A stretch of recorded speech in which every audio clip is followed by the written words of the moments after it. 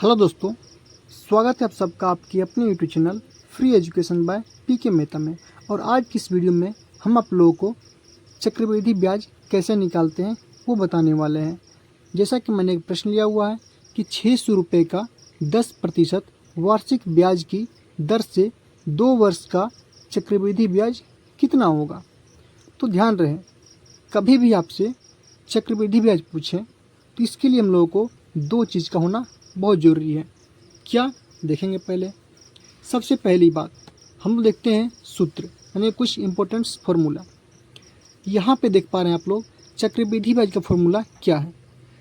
तो चक्रवृद्धि ब्याज का फार्मूला होता है आपका ए माइनस का पी। ए आपका क्या होता है? आपका ए होता है आपका मिश्र धन और पी क्या होता है? आपका प्रिंसिपल यानी कि मूलधन। और वहीं अगर बात करें हम लोग ए बराबर यानी कि मिश्र धन बराबर तो होता आपका P इंटू में 1 प्लस R/100 इंटू की पावर में होता आपका N। कहीं कहीं आपको N की जगह पे T भी मिलेगा। आगे समझें हम लोग आखिर A, P और N और R क्या है। तो देख पा रहे हैं आप लोग A का मतलब होता है आपका मिश्र धन, जिसको इंग्लिश में बोलते हैं हम लोग क्या? अमाउंट। वहीं P की बात करें तो P होता आपका मूलधन, जिसे बोलते हैं हम लोग क्या? प्रिंसिपल। आर फोर होता है आपका रेट, हिंदी में बोलते हैं आपका दर। और एन का मतलब होता है समय, जिसको हम लोग बोलते हैं क्या? टाइम। तो कहीं कहीं आपको एन की जगह पर टी भी मिलेगा, ठीक है। वहीं अगर बात करें हम लोग सी डॉट आई डॉट का तो ये होता है कंपाउंड इंटरेस्ट, जिसे हम लोग बोलते हैं क्या? चक्रवृद्धि ब्याज।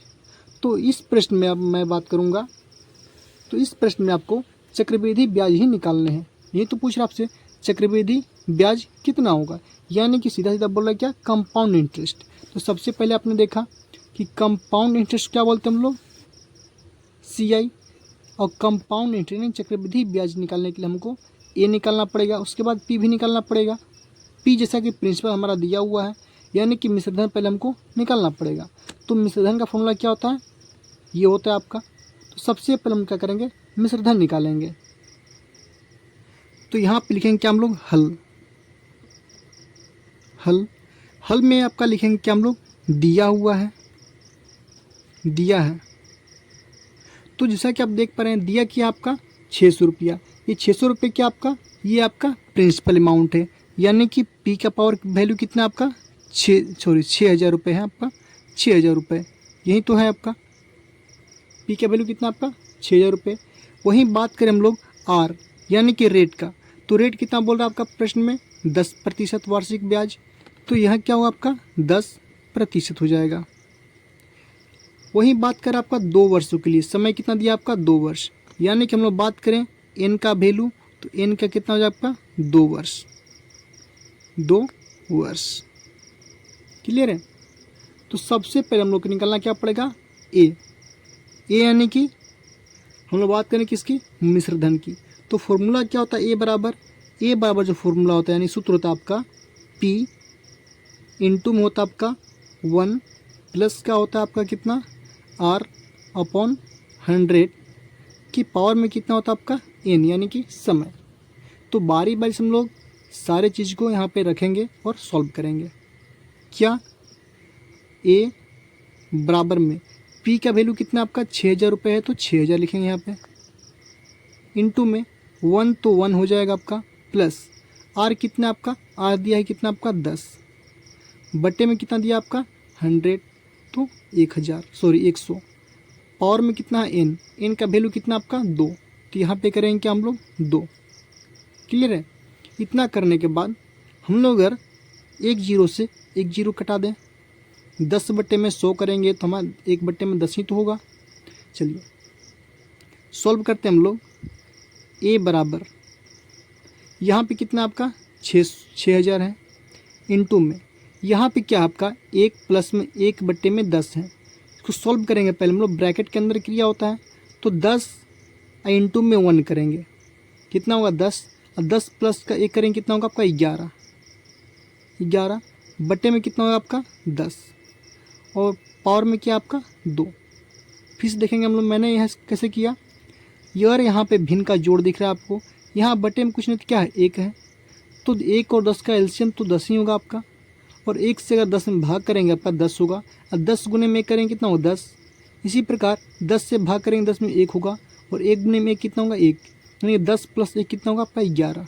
ठीक है, आप चाहो तो चेक कर सकते हो। क्लियर है। चलिए अब इसको करेंगे सॉल्व। तो कैसे करेंगे इसको सॉल्व, यहाँ पे कितना आपका 6000, तो लिखेंगे सिंपली 6000 गुने, यहाँ पे पावर में 2 है, यानी कि 11/10 को हम लोग 2 बार लिखेंगे। कैसे, 11/10 गुने में कितना होगा आपका 11/10। 1 0 से 1 0 कट कर देंगे, वहीं 1 0 से 1 0 कट कर देंगे। तो फाइनली आपका ए का वैल्यू यानी कि मिश्रधन कितना निकल कर आएगा हमारा 60 गुने में 11 गुने में 11। वहीं अगर गुना करें हम लोग तो 11 गुने में 11 होता है कितना आपका 121, और गुने में करेंगे 60, तो गुना करेंगे हम लोग तो ए का जो वैल्यू होगा फाइनली आपका 6 कम होता है 6, 6 दूनी होता है 12 का 2 हासिल बचेगा आपका 1, 6 कम 6 7, 1 0 यानी कि 7260।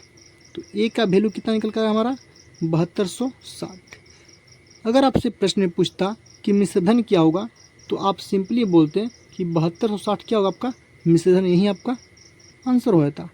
लेकिन आपसे प्रश्न पूछ रहा है चक्रवृद्धि ब्याज, क्या पूछ रहा है चक्रवृद्धि ब्याज, और हम जानते हैं कि चक्रवृद्धि ब्याज का फॉर्मूला क्या होता है आपका, वो होता है आपका चक्रवृद्धि यानी कि कंपाउंड इंटरेस्ट, CI का फॉर्मूला होता है आपका ए यानी कि मिश्रधन माइनस होता है आपका क्या P यानी कि प्रिंसिपल।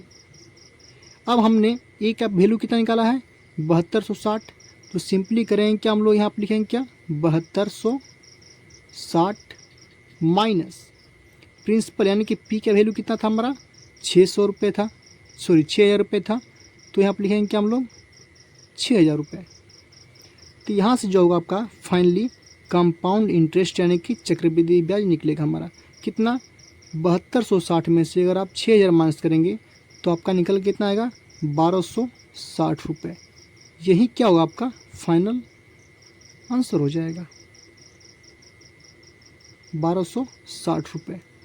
ये आपका चक्रवृद्धि ब्याज हुआ, इसे हम लोग क्या बोलते हैं कंपाउंड इंटरेस्ट भी बोलते हैं। क्लियर है। तो दोस्तों उम्मीद करते हैं कि आप लोग जो है चक्रवृद्धि ब्याज निकालने सीख चुके होंगे। तो वीडियो पसंद आए तो वीडियो को लाइक कीजिए, शेयर कीजिए और हमारे चैनल को सब्सक्राइब कर दीजिए। Thank you.